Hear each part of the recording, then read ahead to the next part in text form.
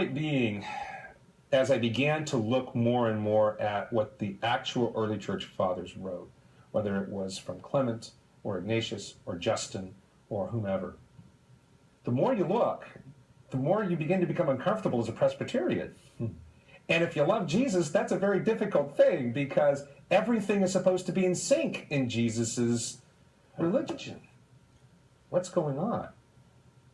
So what I ended up with was a growing dichotomy, a growing split for me between what I had grown up believing to be true, namely that the sole authority for my theology is the Bible. And my way to salvation and to perfection, so to speak, is through faith alone in Jesus Christ. And in fact, to be honest with you, I don't become perfect. Jesus vouches for me to declare me perfect. As Luther says, he covers you, so to speak. No real transformation of soul, but a transformation of the will.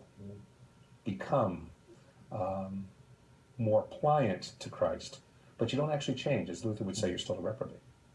And here what I'm reading in the early church fathers is that, no, you must actually change.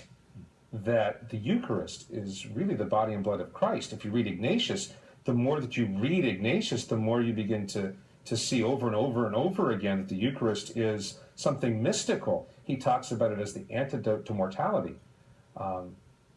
That's not Presbyterian. That's not Calvinist. That's not Lutheran. What's more, the more you read that, you begin to see something else show up as well. This is a bishop-based church.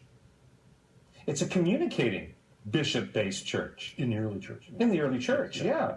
So just take a look at the Bible and just look at that for a moment as a series of documents from the early church. You've got Paul writing from one church to another from across the Mediterranean. You've got letters from James, from John, from Jude. You've got letters from Peter. You've got letters in the New Testament that demonstrate these people were keeping in touch with the people that they were involved with, and they were aware of the ministries of the other people, too. Now, there were other letters that didn't make it into the New Testament, but were other letters. Barnabas out there, an apostle. We have his. We have the apostle, the third bishop of Rome, Clement. 2 letters ascribed to him, one of them genuine, that all scholars, Protestant and Catholic, agree is genuine. Written probably somewhere between the late 70s and the mid-90s of that first century. Writing again as the Bishop of Rome to another church, talking about bishops and their authority. And then you get to Ignatius, and he's this Bishop of Antioch, trained by one of the apostles. You'd think he'd know what they taught. And he's now voluntarily going over to his death, what he knows is his martyrdom. And he writes these series of letters, of which we've got 7. They're addressed to bishops. And what is he talking there? He talks about the authority of bishops. He talks about the authority of the Eucharist, and that Eucharist is only valid when it's celebrated in union with the bishop. Valid for what? I was taught it's about the priesthood of all believers. What's that about?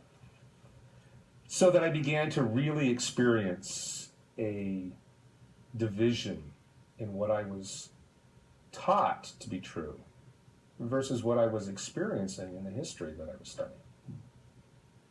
At what point in there did you discover that this wasn't just not Presbyterian, but this was pulling you in the direction of Rome?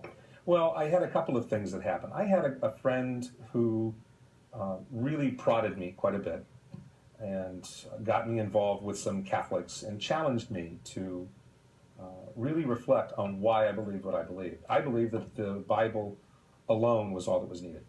We're backing up now a little bit from where I ended up, and as part of that, I had already begun thinking some of these thoughts, but this person came along right at the right time to ask some of these questions, and then linked me up with some people that were very important. A Father Kozina out of St. Margaret Mary's in Oakland. I was introduced to him. I didn't know at the time, but I was being introduced to the person who was the only person in the Oakland area to have the indult to be able to do the Latin Masses, both in Novus Ordo and Maternal Time. And he was a Slovenian. He kind of talked like this, kind of like Boris Karloff. And I came into the first time to listen to him preach. I actually came and I kind of snuck in the back with this friend of mine. And when he got to his sermon, he preached on hell. he kind of teaches like hell, you know, that's really loud type. A Catholic teaching on hell. I had been to other Catholic sermons. I hadn't heard anyone really teach on hell before. It was one of the reasons why I kind of dismissed the Catholic Church, really, was they don't stand for anything. The experience that I'd had up to that point. Anyway. So I was introduced to some people that began to allow me to explore. We go back to that same theme of needing to ask questions.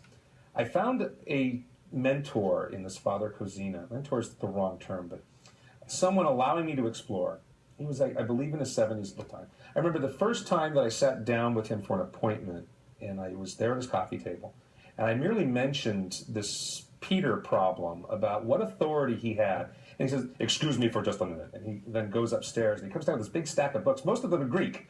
And he begins to start trying to show me, and of course, assuming that I know my Greek better than he does. And I'm sorry, I'm a modern seminary, and we don't know the Greek that well. And I did pretty well. But he was very patient and worked with me on where I was.